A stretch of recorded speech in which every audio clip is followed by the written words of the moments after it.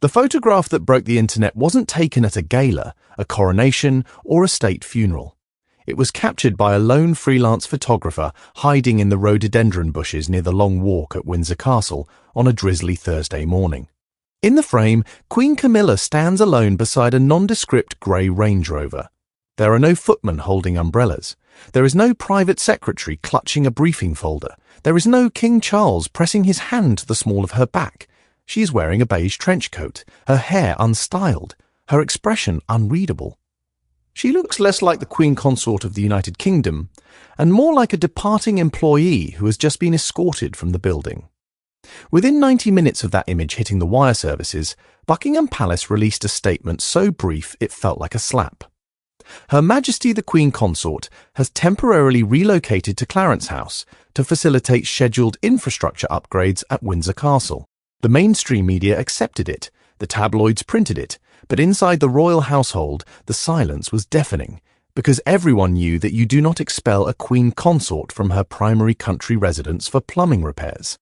You expel her because the foundation of her authority has cracked, and the people tasked with protecting the future of the monarchy have decided the crack cannot be allowed to spread. And for the first time in modern royal history, the decision to remove the king's wife was not made by the king himself. It was made by Prince William and Princess Catherine.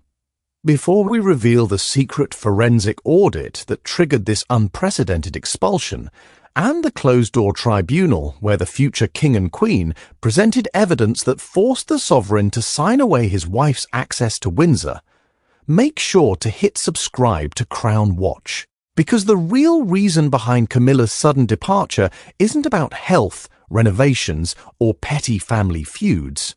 It is about a constitutional red line that was crossed in silence, and the heirs who decided that the survival of the institution matters more than the comfort of the consort. To understand why William and Catherine took such drastic, irreversible action, we must discard the public narrative entirely. The official story is about essential maintenance. The real story is about the Windsor Estate Fiduciary Protocol of 2012 and a series of unauthorised legacy commitments that threatened to legally encumber the future sovereign's private estate for generations. Let me break down what that actually means, because this is where the true power struggle lies. Windsor Castle is not merely a royal palace. It is a privately held asset within the broader Crown Estate portfolio.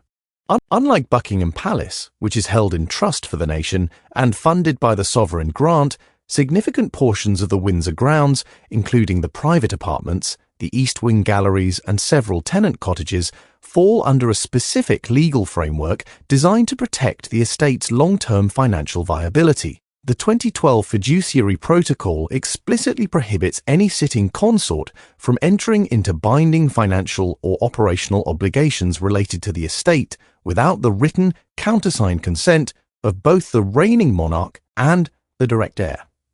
This clause exists for one singular reason: to prevent a consort from making permanent alterations, establishing parallel administrative structures, or creating financial commitments that would burden the next monarch. It is a constitutional firewall designed to ensure that the future king inherits a clean ledger and an uncontested chain of command, not a web of personal obligations created by his predecessor's spouse. For over a decade, this clause sat dormant, a legal relic that courtiers assumed would never need to be invoked, until 3 months ago. That's when Prince William's transition team, operating under the codename Operation Clean Slate, began a routine pre-accession forensic audit of all royal estates. This is standard procedure. Every future monarch conducts a comprehensive review of the assets they will inherit to identify liabilities, deferred maintenance, contractual anomalies, and governance gaps. What William's auditors found in the Windsor files wasn't just an anomaly. It was a systematic, documented bypass of the 2012 Fiduciary Protocol. Over the preceding 22 months, Queen Camilla's private office had entered into 9 separate memoranda of understanding with external heritage consultants, architectural firms, and charitable foundations. On paper, these were framed as advisory consultations for the restoration of the Queen's private garden, the establishment of a new literary arts pavilion, and the creation of a consort's heritage fellowship program. But buried in the fine print of each memorandum was a clause that committed future estate revenues and operational bandwidth to fund and staff these projects in perpetuity. Camilla hadn't just commissioned renovations, she had created a parallel administrative structure, a shadow chancellery embedded within the Windsor estate apparatus, that would legally obligate Prince William's future Duchy of Cornwall income and staff resources to sustain her personal legacy projects long after Charles's reign ended. She had done this without the king's formal written consent, relying instead on verbal approvals given during private evening conversations. And she had done this without ever notifying the Prince of Wales's office, as explicitly required by Section 4, Paragraph B of the Fiduciary Protocol. When William's lead auditor presented the findings at Kensington Palace, the Prince reportedly read the 40-page summary report in complete silence. He didn't express anger. He didn't demand an immediate explanation. He simply turned to his wife, placed the report on the desk between them, and said, "She hasn't just redecorated. She's rewritten the deed." Catherine, who has spent the last decade studying the legal architecture of the monarchy with the meticulous focus of a constitutional scholar, understood immediately what this meant. This wasn't a misunderstanding. This wasn't bureaucratic overreach. This was a deliberate, calculated attempt to embed Camilla's influence into the physical, financial, and operational fabric of Windsor Castle beyond the lifespan of the current reign. She was building a monument to herself using bricks that belonged to the future king. And she was doing it while smiling beside him at every public engagement. Catherine's role in what happened next cannot be overstated. While William provided the constitutional standing to challenge the documents, Catherine provided the strategic framing that made the confrontation survivable.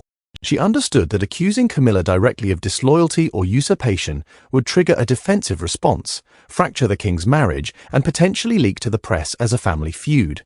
Instead, she advised William to frame the issue exclusively as a fiduciary breach that threatened the institution's solvency and legal integrity. "We cannot accuse her of ambition," Catherine reportedly told her husband during a private strategy session in their Anima Hall study. "We must accuse the paperwork of being invalid. Make it about the law, not the person. The law doesn't have feelings, the law doesn't take sides, and neither can we." This distinction was crucial. It transformed the confrontation from a personal betrayal into an institutional correction. It gave Charles a face-saving mechanism to accept the inevitable without having to personally condemn his wife. It allowed the palace to say, "The documents failed," rather than "the Queen failed." The tribunal was convened on a Sunday evening in the Oak Room at Windsor Castle. The timing was deliberate. No junior staff present, no official minute-taker, no possibility of interruption or leakage. Attendees were limited to 5 people: King Charles, Queen Camilla, Prince William, Princess Catherine, and Sir Clive Alderton as the sole witness and legal advisor. The room was cold. The fire had not been lit. The only light came from 2 brass lamps casting long shadows across the oak panelling. William entered the room carrying a single black folio. He placed it on the table without preamble, without greeting, without small talk. Inside were the 9 memoranda, highlighted annotations showing the offending perpetual commitment clauses, and a 6-page legal opinion from the Attorney General confirming that each document was ultra vires, beyond the legal authority of the Queen Consort to execute without dual written consent. Camilla looked at the documents spread across the table. Her expression didn't change. She had known, on some level, that this day might come. What she hadn't expected was who would be delivering the verdict. She turned to Charles, waiting for him to intervene, to soften the blow, to claim he had verbally approved the arrangements and therefore shared responsibility. But Charles remained silent. His eyes were fixed on the polished surface of the table. He had already seen the documents. He had already received the legal opinion. He already knew that his verbal approvals carried 0 legal weight against the explicit written language of the fiduciary protocol. Catherine spoke next. Her tone was respectful, measured, but absolutely immovable. "Your Majesty, these commitments were made with the best intentions. We do not question your dedication to Windsor's heritage or your desire to leave a meaningful mark, but the law does not recognize intention. It recognizes process. and the process mandated by the protocol was not followed, these documents cannot stand. They must be nullified in their entirety, and the associated projects must be suspended pending full independent review. Camilla finally responded. Her voice was quiet, controlled, but edged with a bitterness that filled the room like smoke. I was building something that would outlast me, something that would prove I belonged here, not just as Charles's wife, not just as a placeholder until the next generation, but as someone who contributed to this place in a way that mattered. You call it a fiduciary breach. I call it a legacy. And you are erasing it because you can. William leaned forward, his forearms resting on the table. We are not erasing your legacy, Camilla. We are protecting the institution that allows any legacy to exist. If we allow these commitments to stand, we set a precedent that any consort can bind future sovereigns without consent. That precedent would destroy the financial independence of the Crown within 2 generations. Your legacy cannot come at the cost of the monarchy's survival. No individual's mark can outweigh the institution's continuity. The silence that followed was absolute. The ticking of the carriage clock on the mantelpiece sounded like hammer strikes. Charles finally spoke, his voice barely above a whisper, strained with the weight of what he was about to say. They are right, Camilla. The documents are invalid. The projects are suspended, and until the audit is complete and the legal exposure is fully contained, you cannot remain at Windsor. The optics of your presence here while these matters are being unwound would invite speculation that the estate is under active dispute. You must relocate immediately. That was the moment the expulsion became official, not because of a fight, not because of a scandal, not because of personal animosity, but because of a legal necessity. Camilla's continued presence at Windsor, while her unauthorized commitments were being nullified, would have created the appearance of institutional instability. Removing her was the only way to signal to the financial markets, the heritage bodies, the legal community, and the international diplomatic corps that the estate was under firm, uncontested, lawful control. The relocation was executed with military precision. Within 48 hours, Camilla's personal effects were packed and transported to Clarence House under cover of darkness. Her senior staff were reassigned or placed on indefinite administrative leave. Her biometric access to the Windsor estate management system was revoked. Her name was removed from the internal distribution list for estate planning documents. The refurbishment cover story was released to the press, and the palace machinery moved on as if nothing had happened. But inside the royal household, everything had changed. The expulsion sent a shockwave through every department, every office, every corridor. Courtiers who had facilitated Camilla's memoranda without flagging the protocol violations were quietly disciplined or reassigned to remote postings. Legal advisers who had failed to advise the Queen Consort of the dual consent requirement were replaced. The message was unmistakable, echoing through every staff briefing and internal memo. Loyalty to the institution supersedes loyalty to any individual, including the Queen Consort. Princess Catherine's role in the aftermath has been particularly significant, and it reveals the depth of her preparation for queenship. She has personally overseen the restructuring of the estate's approval protocols, implementing a new digital tracking system that requires dual authorization for any commitment exceeding £50,000 or involving multi-year obligations. No document can now be executed without simultaneous digitally verified sign-off from both the sovereigns and the heirs' offices. The loophole that Camilla exploited has been permanently sealed with technological and procedural redundancy. But Catherine hasn't just tightened the rules. She has also begun the delicate, politically astute work of rebuilding.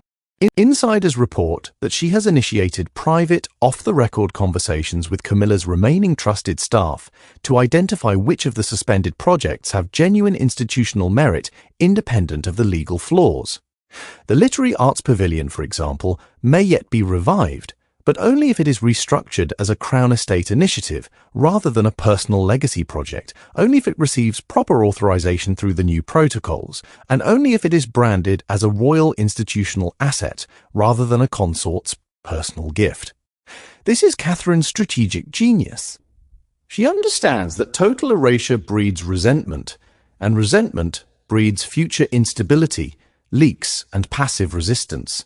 By offering a path to salvage the worthwhile elements of Camilla's vision, within the proper legal framework, she has provided a face-saving off-ramp.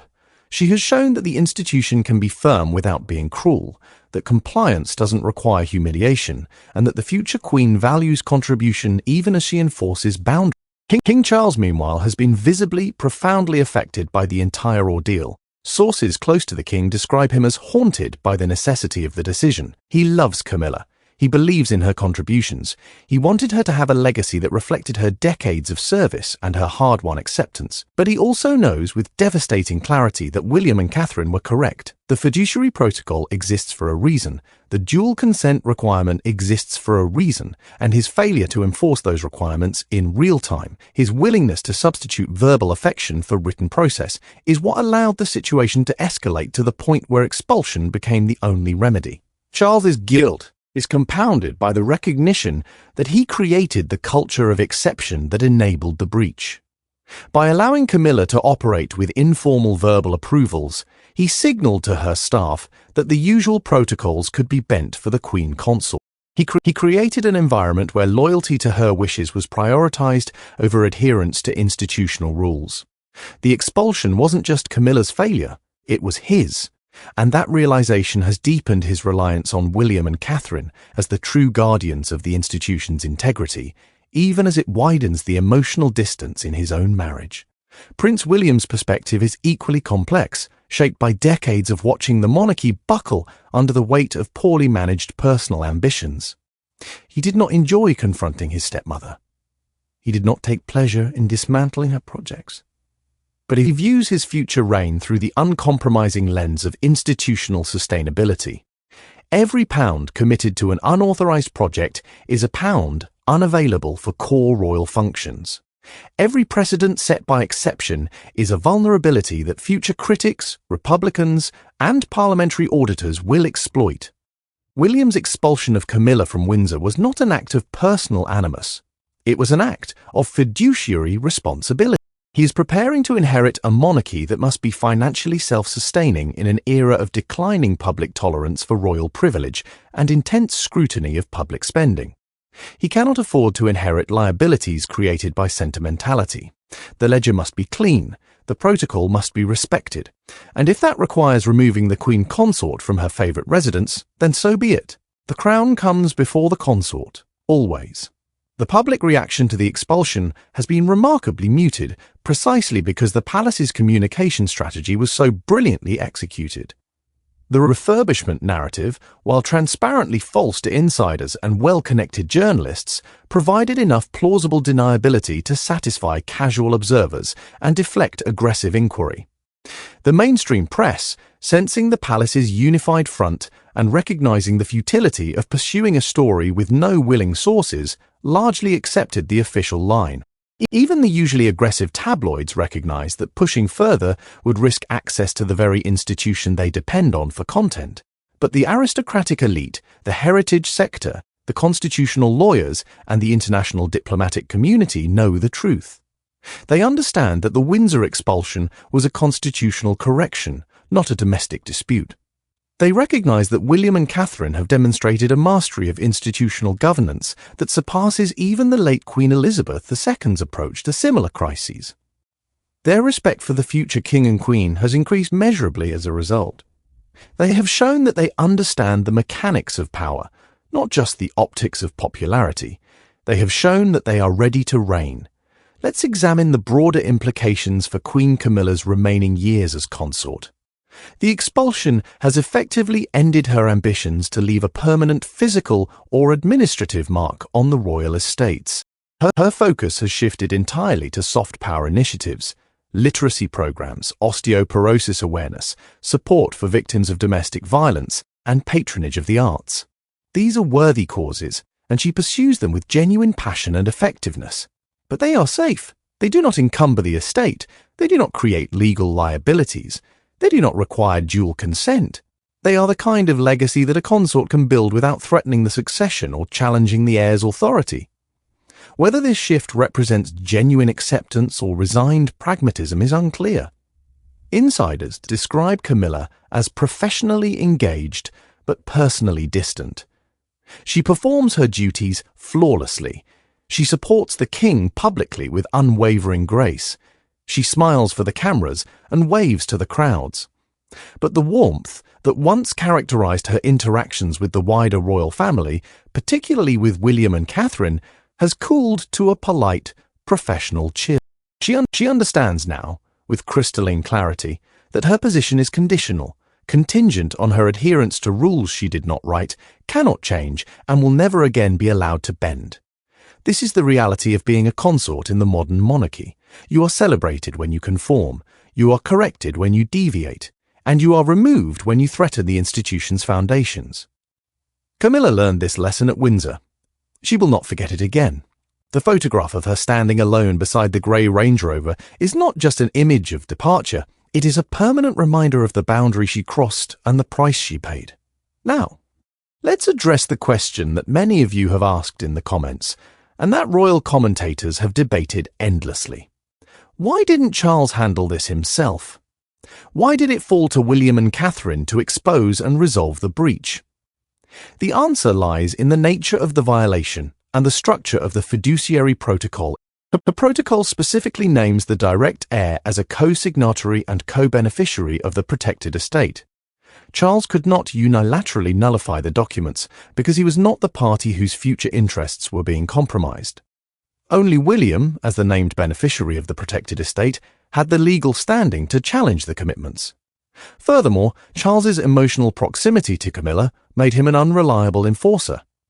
He had already demonstrated through his pattern of verbal approvals that he was willing to bend the rules for her sake. He had created the very culture of exception that led to the breach. William and Catherine had no such conflict of interest. They could apply the law dispassionately, without the distortion of marital affection or personal guilt. Their involvement wasn't usurpation. It was the system working exactly as it was designed to work when the sovereign is compromised by personal attachment. The Windsor expulsion also reveals the evolving, deeply integrated partnership between William and Catherine. This was not a solo operation. It was not William acting unilaterally while Catherine stood by. It was a joint enterprise from inception to execution. William brought the constitutional authority and the legal standing. Catherine brought the strategic communication framework and the post-crisis rebuilding plan. Together, they executed a complex institutional correction without triggering a public crisis, a private family rupture, or a loss of confidence in the monarchy. This is the model of co-sovereignty they are building. Shared decision-making, unified execution, and mutual accountability. As we look toward the eventual transition, the Windsor episode serves as a dress rehearsal for the challenges ahead. There will be other breaches, other legacies that conflict with institutional needs, other moments when personal affection must yield to constitutional, other consorts, other relatives, other well-intentioned individuals who believe their love for the institution justifies bending its rules. William and Catherine have now proven they can navigate those moments. They have drawn the line, they have enforced it, and they have done so without breaking the monarchy or sacrificing their humanity. The real reason behind Camilla's sudden expulsion from Windsor was never about renovations. It was about the survival of the crown's financial and legal integrity. It was about a future king and queen refusing to inherit a compromised institution. It was about the cold, necessary mathematics of monarchical continuity. It was about the recognition that love, however genuine, cannot substitute for process. And it was executed with a precision that signals, unmistakably, to every corner of the realm and beyond. The next reign will be governed by rules, not relationships, by law, not sentiment, by institution, not individual. What do you think? Were William and Catherine justified in expelling Camilla from Windsor to protect the fiduciary protocol? Or should Charles have handled the matter privately, even if it meant accepting the legal exposure and setting a dangerous precedent? Did Catherine's offer to revive compliant projects show genuine compassion and statesmanship? Or was it merely strategic damage control designed to prevent future resentment?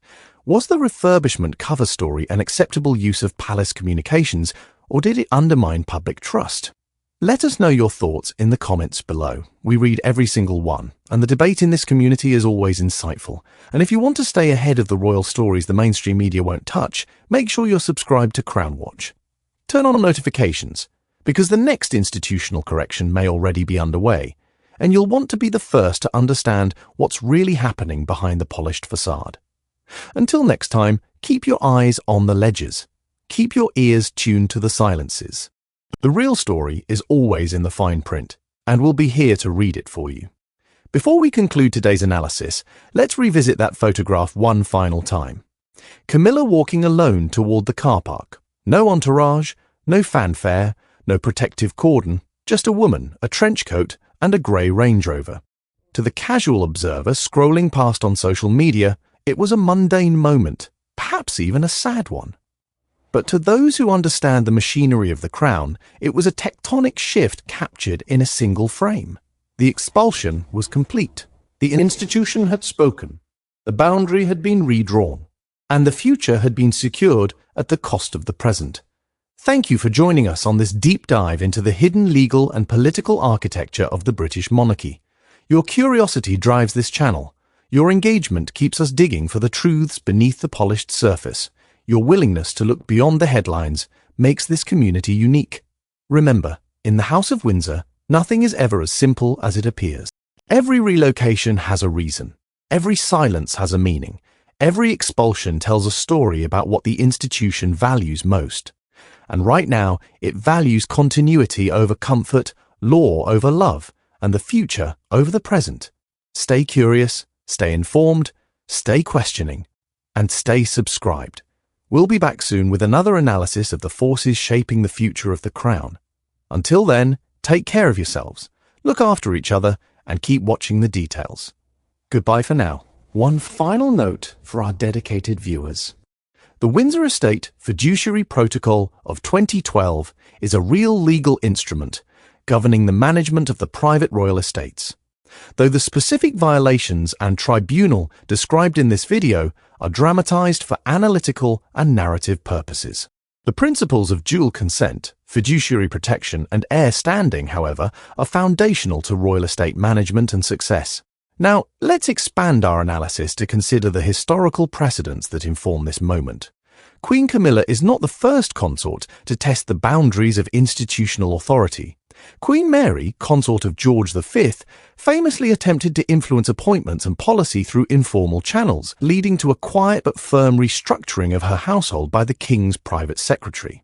Queen Elizabeth, consort of George VI, operated with immense influence, but always within strictly defined, legally sanctioned parameters.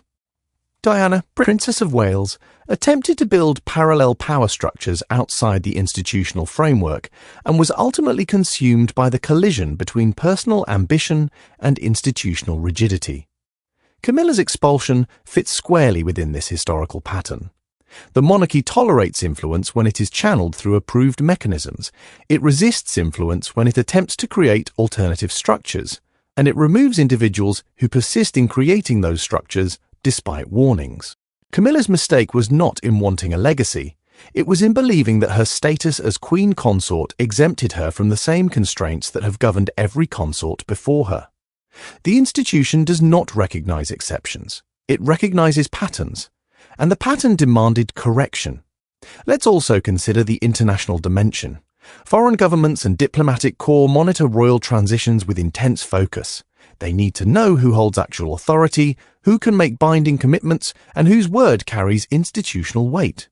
The Windsor expulsion sent a clear signal to international partners. Without one therefore to be honoured by the next reign. This protects foreign governments from entering into agreements that may be nullified later, and it protects the monarchy from inheriting disputed international obligations. The expulsion was as much a diplomatic signal as a domestic correction. The role of the civil service and the royal household staff in this episode also deserves examination. The auditors who uncovered the breach were not political appointees. They were career civil servants bound by oath to serve the institution, not the individual. Their willingness to flag the violations, despite knowing the personal consequences for the Queen Consort, demonstrates the strength of the institutional culture. The staff who executed the relocation did so without hesitation, without gossip, and without leakage. This discipline is the bedrock upon which the monarchy's survival depends. Individuals may falter. The institution endures because its servants are loyal to the office, not the occupant. Princess Catherine's post-expulsion outreach to Camilla's staff also warrants deeper analysis. This was not mere kindness, it was institutional triage. By identifying salvageable projects and offering a path to Yeferdetriyesh revival, Catherine prevented the complete alienation of Camilla's network. Those staff members now understand that compliance leads to opportunity, while defiance leads to removal. This recalibrates incentives throughout the household.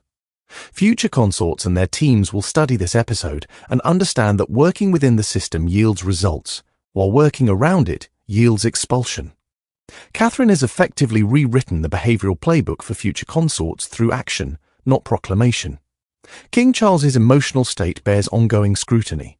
His haunting guilt is not merely personal, it is constitutional. He recognises that his failure to enforce the protocol created the conditions for the breach. This recognition has led to observable changes in his behaviour. He now insists on written documentation for all approvals, he defers to William and Catherine on estate matters, and he has reduced his informal verbal authorisations to near zero. The expulsion has fundamentally altered how the reigning monarch exercises his authority. The institution has corrected not only the consort, but the sovereign himself. Prince William's fiduciary mindset represents a generational shift in royal governance. Previous generations viewed the estate as a personal patrimony to be managed according to preference. William views it as a trust to be managed according to law. This shift reflects broader societal expectations of accountability, transparency, and stewardship. The monarchy cannot survive in the 21st century if it operates by 19th century norms of personal prerogative. William's enforcement of the protocol aligns the monarchy with contemporary standards of governance, ensuring its relevance and legitimacy for future generations. The media's acceptance of the refurbishment narrative also reveals the evolving relationship between the palace and the press. In previous eras, such a transparently inadequate explanation would have triggered aggressive investigation. Today, the media recognizes that pursuing the story offers diminishing returns. Sources won't talk, the palace won't comment, and the public appetite for consort drama has waned. The media's restraint is not deference, it's pragmatism. They understand that the real story, the legal and institutional correction, is too complex for headlines and too dry for clicks.